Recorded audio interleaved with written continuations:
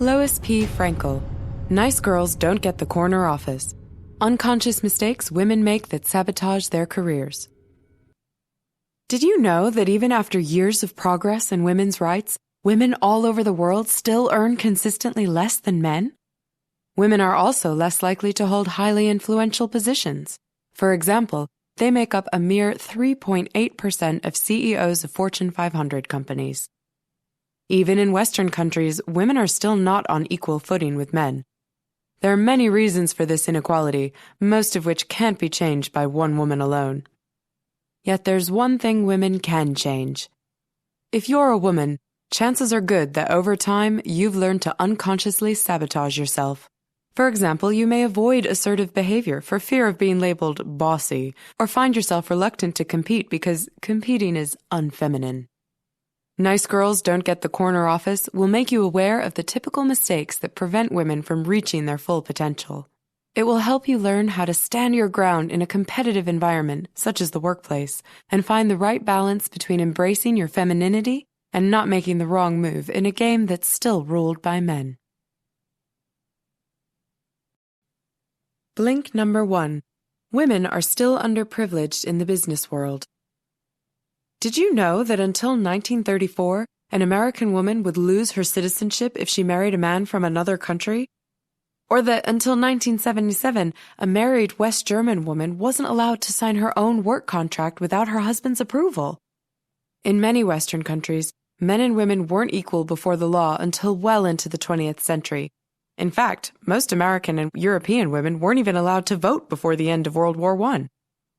Since then, women's rights movements in many Western countries have successfully established near-gender equality before the law. But when it comes to their careers, women are still at a disadvantage. For example, women earn consistently less than men. In the United States, Hispanic women make only 59% of what Hispanic men earn for the same job. And while Caucasian women fare better, they still only earn 77% compared to their male coworkers. Furthermore, in the first year after they finish college, female graduates already earn 8% less than their male peers. 2 decades down the line, the gap increases to 20%. But this gap is not only a problem in the United States. Women are less likely to hold well-paid and highly influential positions all over the world. In fact, a modest 8% of all top executives worldwide are women, and there are no more than 20 female heads of state throughout the world.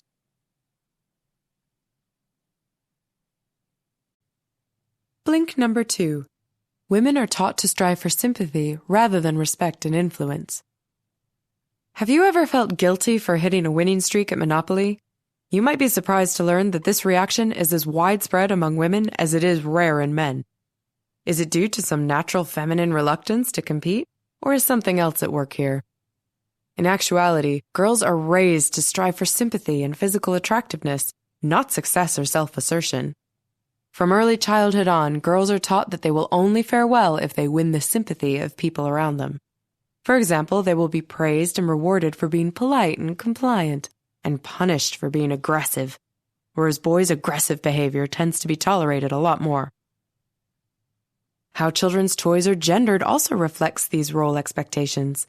Many toys typically given to girls are associated with attractiveness and mothering, like Barbie dolls, whereas typical toys for boys are related to fighting and competition, like wrestling action figures. But the gender treatment of girls doesn't stop there. In adult women, too, assertiveness and competitive behaviors are discouraged. Why? Because they counter social stereotypes of femininity, like being passive, agreeable, and compassionate. This means that a level of competitiveness deemed acceptable in men may raise eyebrows when exhibited by a woman. Just imagine the public's reaction if a female electoral candidate savored her victory over an opponent by violently punching the air. These continual behavioral expectations mean that if a woman acts assertively, just like a man would, she may be ridiculed or criticized for being bossy. Imagine a hospital's new medical director learning that some of the physicians used to drink small amounts of alcohol at work. If she confronts the staff and implements a program of random alcohol testing, chances are that she'll be called bossy, or even a bitch.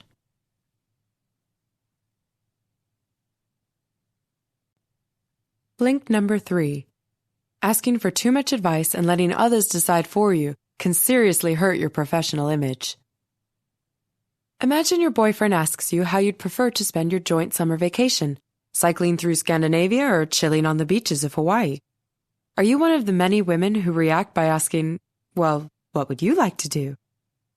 As well-intentioned a response that may be, this manner of letting another decide for you is best limited to your private life.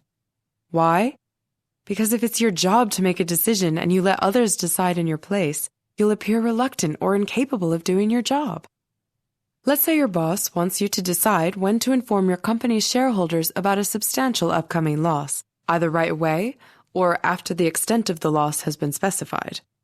In this case, she explicitly makes it your job to decide what to do next. Therefore, if you respond by asking your boss which course of action she'd take, what you're really telling her is that you won't do what she asked. Plus, she'll get the impression that you're incapable of making a risky decision. Considering others' opinions too carefully can damage your professional image in other ways. For example, if you can't take action without polling everyone, you'll appear unfit to lead. Why? Because it's important for a leader to be able to take action quickly and decisively. Imagine your company has the chance to seize a great business opportunity. If you asked your whole team what they thought about it first, it might be so time-consuming that your competitors beat you to it. Furthermore, sometimes leaders have to be responsible for taking unpopular steps, like reducing bonuses. Asking advice from the affected employees would only slow everything down and make things more painful. Blink number 4. Acting or dressing too femininely can undermine your professional image and distort the message you seek to convey. When you picture some successful female politicians, like Thatcher, Clinton, and Merkel, do any of them strike you as particularly feminine? Is that because too much femininity is detrimental to a woman's career? In a word, yep. For example, it's very feminine to smile a lot. And although smiling can win you lots of sympathy, it can also distort your message and make you appear less assertive.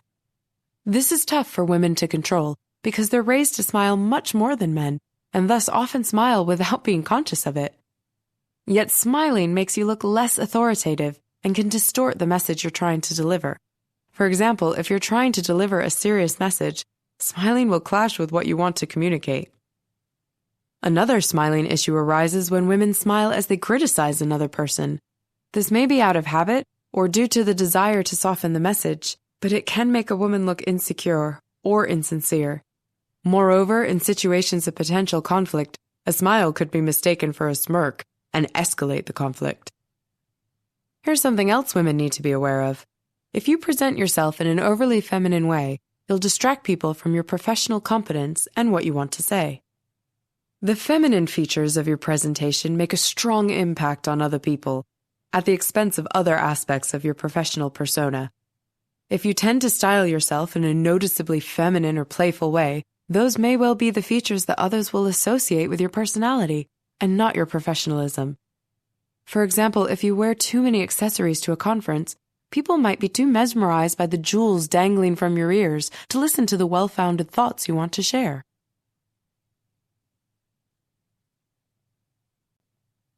Blink number 5. The business world is no place for little girls.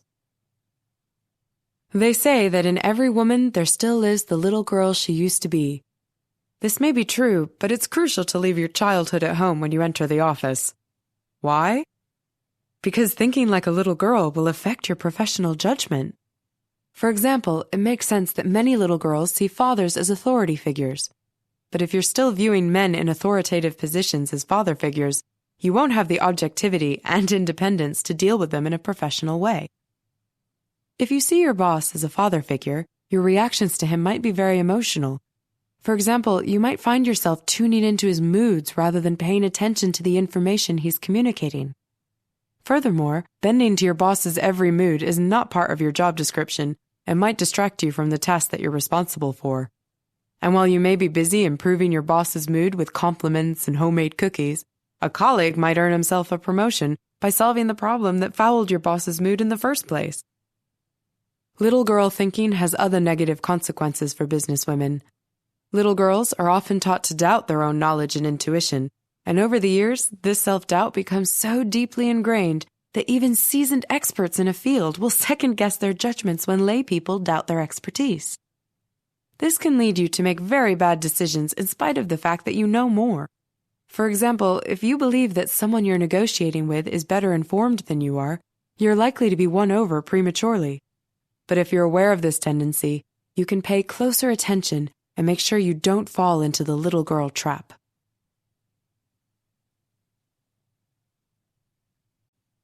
Blink number 6.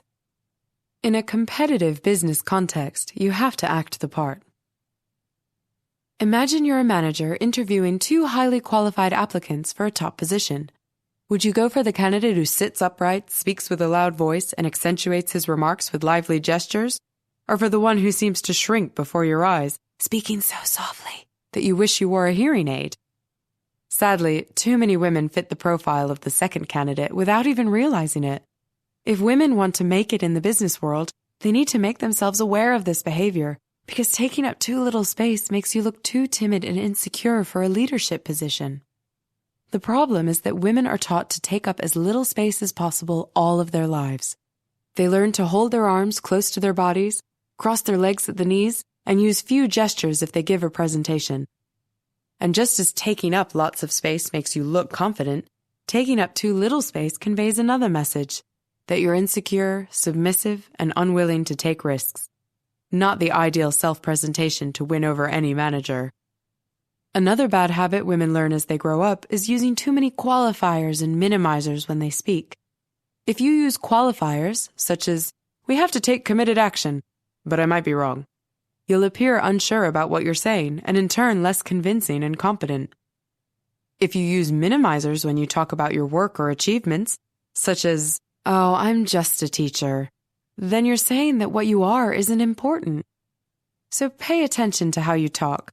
Try and cut out the minimizers and qualifiers, and you'll start to appear much more confident.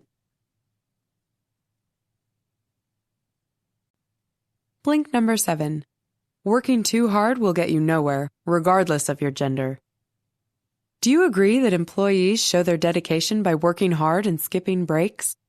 If so, then how could working hard be detrimental to your career? Because if you invest all your time and strength into getting work done, you may miss out on the crucial social aspects of career development. Although delivering high-quality work is important for getting promoted, networking and good teamwork skills play an equally important role. So if you tend to isolate yourself to get more work done, instead of chatting with your colleagues, you'll soon appear like a mediocre team player. Furthermore, working too hard diminishes the quality of your work and actually makes you look ineffective. Productivity experts have found out that a high level of concentration and accuracy, both requisites for high-quality work, can only be maintained when a break is taken every 90 minutes. Furthermore, working without a break can actually give a bad impression. People will think that you're working so much because you're inefficient or overwhelmed by your workload. Finally, no matter how hard you work, if you do the wrong kind of work, you won't get any closer to a promotion. If you're always busy with low-profile assignments, you'll never take the risk necessary to catch your superior's eye. So what you're working on is actually far more important than how much you work. Imagine a student who wants to get into a doctoral program. In order to make a good impression on her supervisor, she volunteers to do all the grunt work, like writing protocols and copying scripts for her fellow students. Ultimately, however, the person who'll get accepted won't be someone like her, but a student who distinguished herself by taking a bold move, like applying to a top research group.